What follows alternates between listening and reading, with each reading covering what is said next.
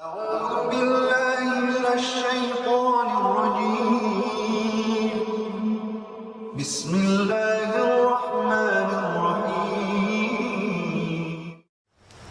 رب اشرح لي صدري ويسر لي أمري واحلل عقدة من لساني يفقهوا قولي. Wassalatu wassalamu ala rasulillah wa ala alihi at-tahirin amma ba'd. Avant de commencer la vidéo, comme d'habitude, je vous invite à mettre un j'aime, à la partager et vous abonner à la chaîne si vous n'êtes pas encore abonné. Concernant les packs de Ruqya, vous avez, il me semble, encore quelques packs de disponibles. Et ceux qui ont fait des commandes, ne vous inquiétez pas, je m'en occupe. Ici, vous avez un frère qui vit, donc c'est un Syrien qui vit en Turquie. Il m'est arrivé une fois de partager une de ses vidéos, mais je trouve le sujet intéressant et d'actualité. Alors, je ne sais pas ce qu'il en est. D'après lui, c'est une de ses hypothèses, mais ce n'est pas le seul à le dire. Mais vous verrez, je vous le prouverai par un hadith du prophète sallam, que c'est pertinent. Donc, on va écouter, et ça concerne plus exactement l'or et une future crise budgétaire et bancaire. Bismillah.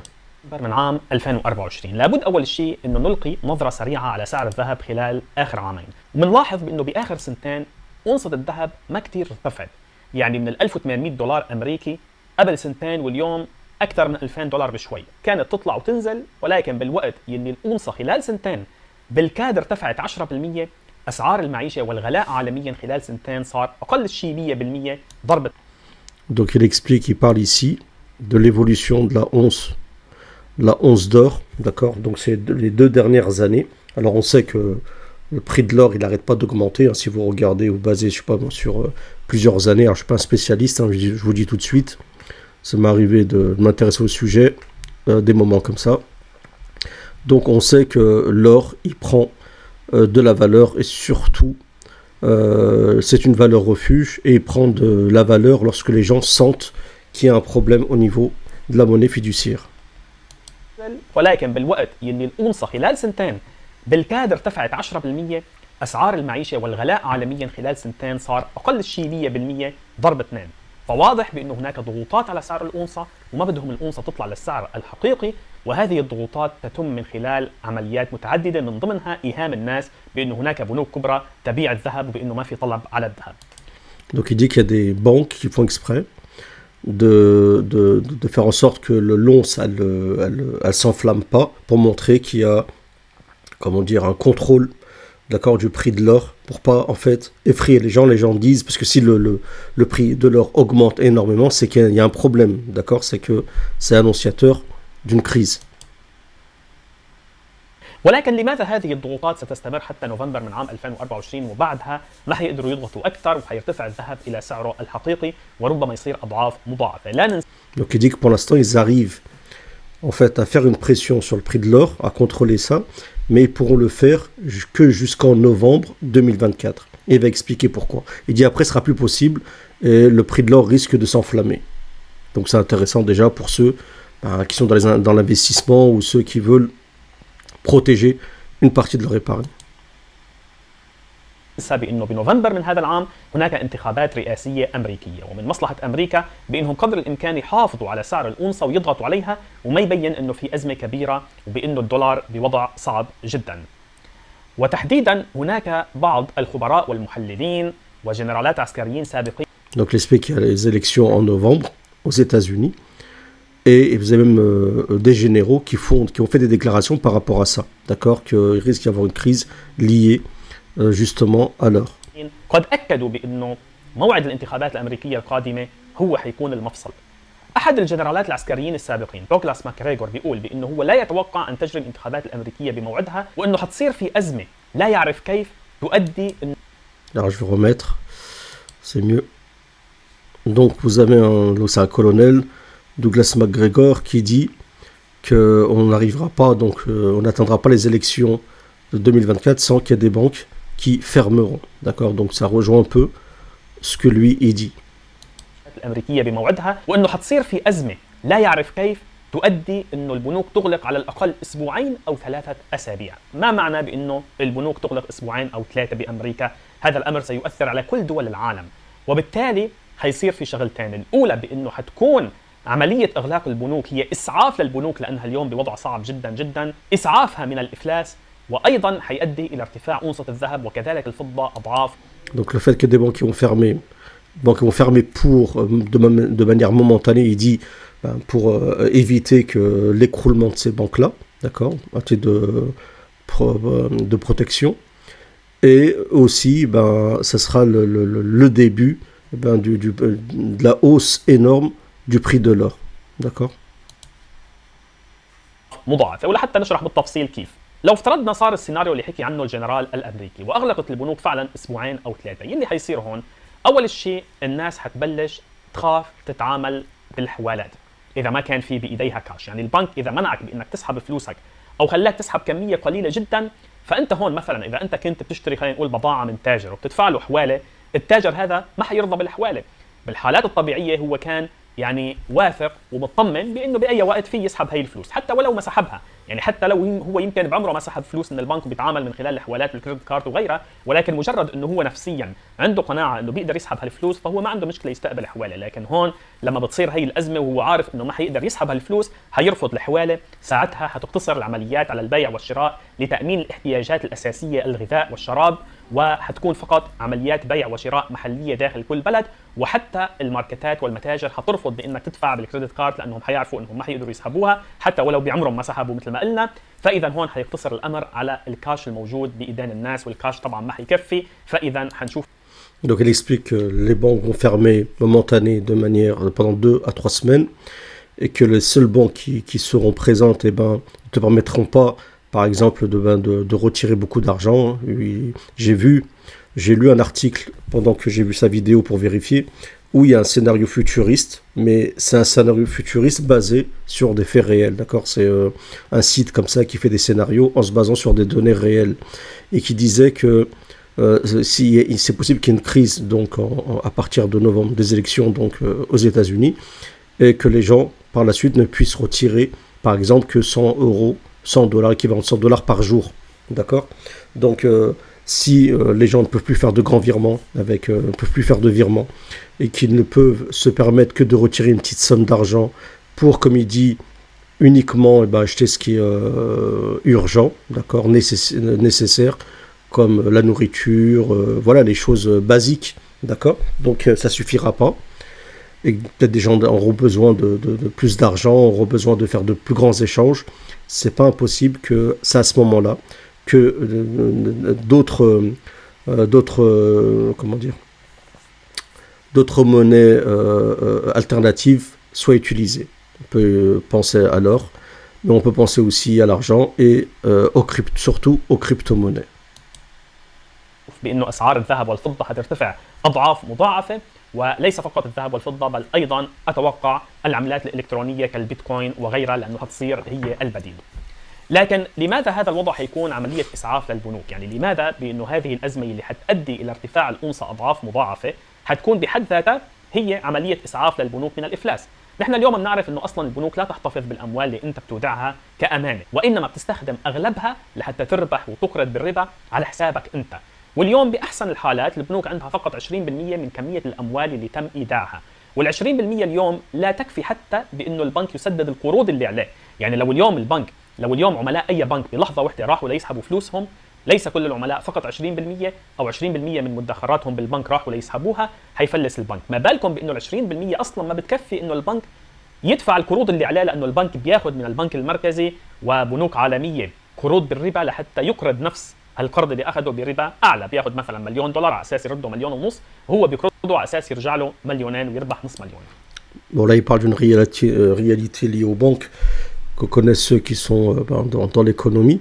C'est qu'en réalité, la banque ne possède environ que 20%, alors je ne sais pas exactement, on lui dit 20%, de l'argent, d'accord, que les gens ont mis, que tous les créditeurs ont mis dans la banque, d'accord, pas plus. C'est-à-dire si toutes les personnes décident de retirer de l'argent en même temps, la banque ne pourrait pas rembourser, ne pourrait pas donner de l'argent à tout le monde, d'accord. Donc en fait, il faut bien comprendre que la banque, c'est pas une caisse qui retient votre argent.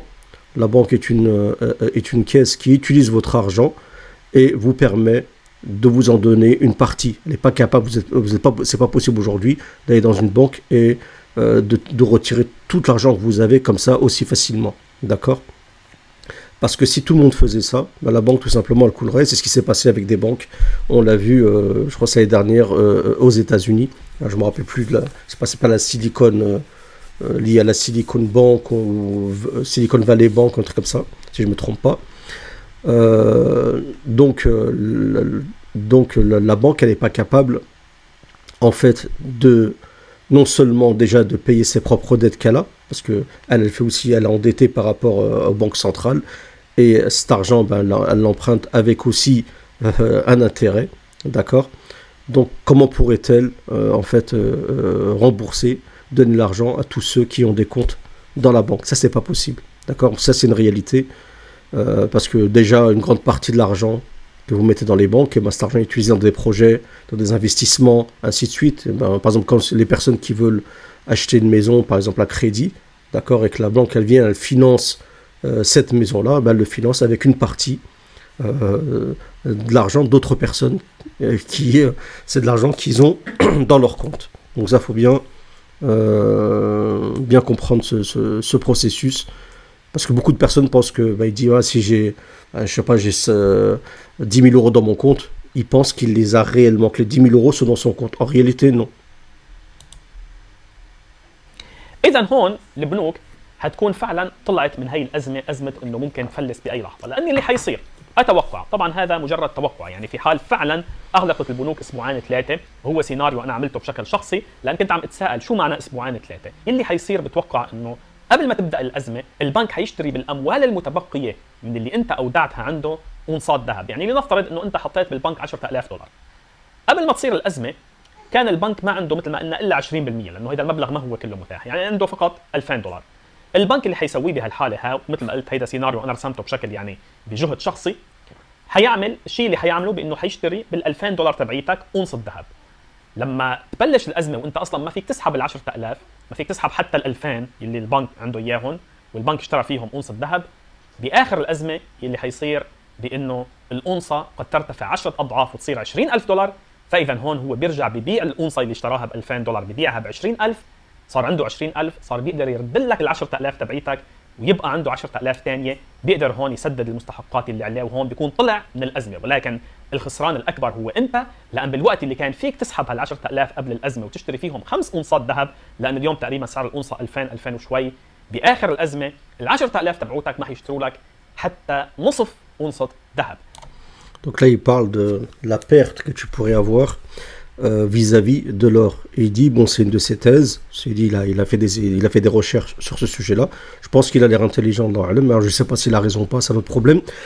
Pour voir dans les commentaires ceux qui se connaissent un peu en économie. Bon, il y a l'économie académique et il y a l'économie, la réelle économie, hein, l'économie pragmatique. Donc il explique que quand les banques vont fermer pendant 2 à 3 semaines, les banques elles vont anticiper, d'accord. Donc elles savent par exemple qu'elles ne possèdent que 20% de l'argent que vous possédez dans les banques. Elles seront obligées de vous le rembourser. Donc qu'est-ce qu'elles vont faire? Au lieu de, elles vont fermer donc pendant 2 ou 3 semaines, mais avant cela, qu'est-ce qu'elles vont faire? Elles vont commencer à ne plus donner de l'argent aux personnes qui sont aux souscripteurs de la banque, d'accord. Qu'est-ce qu'elle va faire? Elle va acheter de l'or en sachant que quand il y aura la crise, la once d'or va faire peut-être 5 fois, voire 10 fois son prix. Qu'est-ce qu'elle va faire? La banque elle va acheter de l'or au prix de la once actuelle qui fluctue autour des 2000, d'après ce qu'il dit, 2000 dollars, je n'ai pas vérifié. Et quand la crise elle passera, qu'est-ce qu'ils vont faire? Ils vont revendre cet or-là, d'accord, au prix augmenté, et ça leur permettra de rembourser donc votre argent, d'accord. Mais vous serez perdant par rapport au prix de l'or, c'est-à-dire que maintenant vous avez la possibilité d'acheter une once à 2000 dollars, après la crise elle sera peut-être à 10 000 voire à 20 000 et ça sera plus possible d'acheter l'once à ce prix-là. Donc voilà ce qu'il dit en résumé. فهون بيكون البنك طلع من هي الأزمة من خلال شراء الذهب بسعر منخفض وبيعه بسعر مرتفع جدا. طبعا قد لا يكون هناك يعني إمكانية لشراء الذهب أو أنه كل الأموال الموجودة بالبنوك المتبقية من أموالكم أنهم يشتروا فيها ذهب، ففي هالحالة قد يكون مزيج ما بين الذهب والعملات الإلكترونية، وممكن فعلا بنهاية الأزمة نشوف العملات الإلكترونية ارتفعت إلى أضعاف مضاعفة، والبنك هون أيضا بيكون استفاد أنه اشترى العملات الإلكترونية بسعر منخفض وباعها بنهاية الأزمة بسعر مرتفع. طبعا العملات الإلكترونية متقلبة جدا، والأفضل بأنكم تسألوا خبراء بهالمجال، ولكن توقعي من حسب يعني قراءتي لمستجدات هذه الأيام بأنه إذا ارتفع الذهب والفضة أضعاف مضاعفة وصار في أزمة نقدية حقيقية في العالم، فأيضا العملات الإلكترونية قد يكون لها مستقبل في هذا الخصوص. Donc là, il parle maintenant de quelque chose c'est pas de l'or et de l'argent, mais c'est lié, c'est les crypto-monnaies. Donc il dit que si le prix de l'once d'or et d'argent augmente à cause justement de cette crise-là, eh ben, les crypto-monnaies, en général, elles suivent. Pourquoi? Parce que dans la tête des gens, en tout cas beaucoup de personnes, surtout aux États-Unis, eh ben, l'or et l'argent sont une valeur refuge, et c'est pareil pour les crypto-monnaies. Surtout, quand on parle des crypto-monnaies, je pense, hein, peut-être la plus sûre, c'est le Bitcoin. D'accord, le Bitcoin. Donc les gens en général, ils l'achètent à titre de valeur refuge pour sécuriser, en fait, pour sécuriser leur argent. Donc dès le moment qu'il y a ne serait-ce une quelconque crise qui pointe son nez, déjà, tout le monde avait dit que les crypto-monnaies ne tiendraient pas, et que c'est fini, que c'est la fin des crypto-monnaies. On l'a entendu chaque année, d'accord. Et dernièrement, vous avez bien vu que maintenant la crypto a augmenté. Je crois que le Bitcoin il est à 39 000 ou à 40 000 euros, si je ne me trompe pas. Dans ces zones-là, je pense, Allahu A'lam. Donc, vous vous rendez bien compte que ça pourrait être intéressant. Donc, si c'est ce qu'il dit est vrai, et je vais vous expliquer pourquoi je pense que ça pourrait être vrai. En tout cas, je ne sais pas à l'instant en 2024, mais en tout cas, il y a un moment où d'ici 10 à 20 ans, ça sera vrai. Donc vous serez, à mon avis, pas perdant. D'accord? Déjà, je me rappelle à l'époque, les personnes qui me suivaient et qui m'écoutaient quand je leur conseillais d'acheter du Bitcoin et de l'or. D'accord? Surtout le Bitcoin.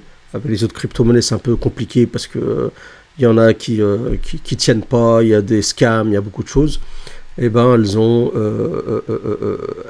gagné de l'argent, d'accord? Elles ont gagné de l'argent. Et ceux qui ont gardé leur Bitcoin, ben, voient leur Bitcoin augmenter, d'accord? Dernièrement, là, peut-être l'année dernière, il était aux alentours, il était descendu jusqu'à 16 000, d'accord? Donc c'était vraiment intéressant d'acheter le Bitcoin à ce moment-là, d'accord? Et vous verrez beaucoup de personnes toutes les personnes qui diront, qui sont dans le débat de ce qu'elles sont permises ou pas permises, ces crypto-monnaies, en cas de crise, les gens ils vont plus poser la question, vous verrez, les gens se rueront dessus comme des sauterelles. شخصيا يعني اثق اكثر بالذهب والفضه، ولكن لا مانع من انه الواحد ينوع ويخلي مثلا ربما يشتري شوي من العملات الالكترونيه في حال صارت هذه الازمه وبده يسعف حاله، لانه بوقتها حتصير الناس تلجا للذهب والفضه وربما ايضا الى العملات الالكترونيه. فاذا بهالحاله اذا تم اغلاق البنوك لمده اسبوعين او ثلاثه، فحتكون عمليه اسعاف للبنوك وحيرتفع الذهب الى اضعاف مضاعفه، والغلاء طبعا حيصير اكثر واكثر، لانه اصلا اليوم الغلاء يعني صحيح انه الأونصة ما واكبت التضخم، ولكن اذا ما ارتفعت الأونصة اضعاف مضاعفه فايضا سيتبع ذلك ارتفاع باسعار السلع والمواد الغذائيه وبشكل عام كل انواع الخدمات. طبعا بعض الخبراء كذلك توقع. Donc automatiquement si l'or il augmente, d'accord, suite à une crise, ben, c'est déjà on voit l'inflation, ça va causer une hyperinflation, donc ça aura des conséquences sur la vie de tous les jours, d'accord, ça va en fait augmenter la crise. Et ça a aussi un impact sur le plan politique, parce que si la crise elle se fait aux États-Unis, donc c'est un problème d'évaluation de l'or, d'accord, et ça ne peut que servir en fait le pôle sino-russo-chiite, mais d'une manière générale, hein, le pôle où il y a la Russie et la Chine et les pays du BRICS, qui à mon avis, je ne sais pas ce qu'ils ont, je crois qu'ils s'entendent sur une monnaie, ou en tout cas ils ont un système un peu plus hermétique par rapport au dollar, d'accord, donc ça risque de renforcer ce pôle-là et de renforcer le pouvoir de la Russie, sachant que la Russie, comme vous le savez, est opposée aux pays de l'OTAN, donc aux États-Unis, mais aussi aux pays européens. Donc tout ça, ça aura un impact économique, mais aussi un impact sur le plan eschatologique. C'est pour ça que je vous dis que si le prophète vous dit que Dajjal sortira de ce camp-là, d'accord, du pôle de l'Est, c'est pas pour rien. L'Est général, je ne parle pas de l'Est, des pays de l'Est. وأيضا أحد الخبراء العسكريين الأمريكيين يقول بأنه يتوقع بأنه تصير في عملية انقلاب عسكري بأمريكا بعد الانتخابات. بغض النظر. Donc il dit qu'il y a un autre général qui dit qu'il peut y avoir carrément donc un coup d'État militaire suite à ces élections, mais ça, franchement, je ne sais pas, je ne suis pas un spécialiste de ce qui se passe au State. شو اللي حيصير سواء ما صارت الانتخابات الأمريكية بموعدها وصار في أزمة عالمية وسكرت البنوك أسبوعين ثلاثة، أو لو صارت الانتخابات فعلا بموعدها وبعد الانتخابات إذا حتصير الأزمة العالمية، أو حتى لو صار في تدخل عسكري بعد الانتخابات. إذا كل هذه الآراء والتحليلات تؤكد وتتجه باتجاه واحد، هو إنه نوفمبر من عام 2024 العام الحالي، يعني نحن عم نحكي مثلا بعد 9 شهور من الآن تقريبا، هو الموعد والحد الأقصى لحتى تبقى أسعار الذهب بالسعر الحالي ولحتى يقدر الواحد يسعف نفسه ويطلع من الأزمة القادمة. طبعا Donc lui il dit que la crise donc, elle commencera d'ici 9 mois, donc la personne a environ, elle a presque 9 mois on va dire, pour se sécuriser en faisant un achat de l'or ou de la crypto-monnaie. Personnellement la crypto-monnaie, ben, je pense que le plus sûr c'est le Bitcoin et le Ethereum, d'accord, laissez tomber les autres parce que c'est aléatoire. بالنسبة للبنوك اليوم هن لأنهم بوضع صعب كتير فعم يرفعوا الربا أضعاف مضاعفة، رفعوا الربا إلى نسب كبيرة جدا لحتى يشجعوا الناس تحط فلوسها وتاخذ عليهم نسبة، وهن مش عارفين إنه هن بهالفلوس اللي عم يحطوها، طبعا عدا عن إنه الربا حرام ونحن ما بنتعامل فيه أبدا، لكن هن أصلا لما بيحطوا فلوسهم بالبنك، البنك عم يسعفوه من خلال هذه الفلوس، لأنه مثل ما قلنا حيطلعوا من هي الأزمة لما تسكر البنوك أسبوعين ثلاثة إذا ما صحت هذه الفرضية. أنا هون ما عم أجزم بشيء، عم أقول إذا ما صحت فرضية. Donc il dit qu'il y a toute une politique de... On vous encourage en fait à épargner votre argent, déposer votre argent en banque, d'accord, à travers des taux d'intérêt intéressants, afin justement, ben, il dit s'il y a cette hypothèse, ce scénario se réalise, ils achèteront avec de l'or pour le revendre par la suite. Bon, ça c'est une hypothèse. Alors je ne sais pas si son hypothèse elle est réelle, est-ce que c'est toutes les banques qui vont faire ça, est-ce que c'est une partie des banques? Je pense que la majorité elles ne feront pas ça, donc elles vont tout simplement s'écrouler. En tout cas on le sait depuis longtemps qu'il y aura une crise bancaire chaque année, les spécialistes le disent, on ne sait pas quand, personne ne peut savoir quand, mais on voit très bien que le monde en ce moment n'est pas très stable, qu'il y a des brasiers un peu de partout dans le monde. Pourquoi je considère personnellement, et je finirai par ça, que son hypothèse sur l'or, elle est intéressante, elle n'est pas si stupide que ça. En tout cas, je ne sais pas quand, mais il y a un moment où l'or, les gens ne pourront l'acheter qu'en rêve. Les gens ne pourront acheter que de la poussière d'or. Pourquoi? Parce que le prophète, dans un hadith, et là c'est pas un spécialiste économique, c'est notre prophète, la yantiqu anil hawa, parle pas par pure passion, c'est la pure vérité. Le prophète te dit que quand il y a la montagne d'or, et l'avis le plus probant, c'est que c'est de l'or réel, c'est de l'or, c'est pas du pétrole ou autre, c'est pas métaphorique, c'est fort possible que ce soit de l'or réel, d'accord, une montagne d'or réelle. Les gens vont s'entretuer, et il n'y aura qu'un seul sur 100 personnes, ou 3 selon les versions de hadith, qui en sortiront. Donc, pour qu'une personne elle puisse aller risquer de se rendre vers la montagne d'or en sachant qu'elle risque de perdre la vie et qu'il n'y en a qu'un qui s'en sort sur 10 ou sur 100, d'accord, c'est vraiment que l'or aura, comment dire, non seulement sera la valeur durant ce contexte-là, que l'or aura une valeur énorme et que ce sera peut-être l'un des seuls moyens pour certaines personnes, catégories de personnes, de s'en sortir avec l'or pour peut-être faire du troc, des achats, ainsi de suite. Celui qui a de l'or, peut-être il pourra s'en sortir, d'accord, s'il y a un écroulement de la monnaie, qu'elle soit numérique ou fiduciaire, ainsi de suite. Alors je ne sais pas quand, à quel stade, est-ce que d'abord il y aura une crise et puis on rentrera dans une ère plutôt numérique et ensuite il y aura la montagne d'or, sallallahu alayhi, je ne le sais pas.